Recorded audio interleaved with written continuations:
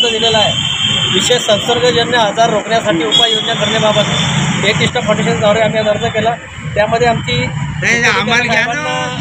अशी माहिती दिलेली आहे। या पत्राद्वारे आपल्यास कळविण्यात येते की आपल्या शहरातील अस्वच्छ वातावरण, दररोज नाल्यांची साफसफाई न होणे, साचलेले पाणी आणि कचऱ्यामुळे डेंग्यू, इन्फ्लुएन्झा, विषाणूजन्य ताप इत्यादी अनेक संसर्गजन्य आजार नागरिकांमध्ये पसरत आहे।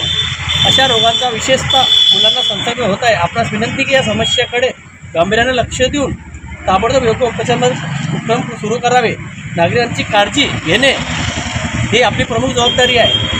आम्ही आपणास विनंती करतो की आपण कृपया स्वच्छतेच्या कामावर लक्ष केंद्रित करावे आणि संपूर्ण शहरात औषधांचा प्रसार, फवारणी खुल्या भागात, गल्लोगल्ली गटारांच्या ठिकाणी, शाळा व महाविद्यालय परिसर तसेच बाजारपेठे ठिकाणी सुरू करावे, जेणेकरून संसर्गजन्य रोग नियंत्रित करता येईल, अशी विनंती आम्ही या अर्जाद्वारे एकनिष्ठ फाउंडेशनमार्फत मुख्याधिकारी साहेब, नगर परिषद यांना केली आहे।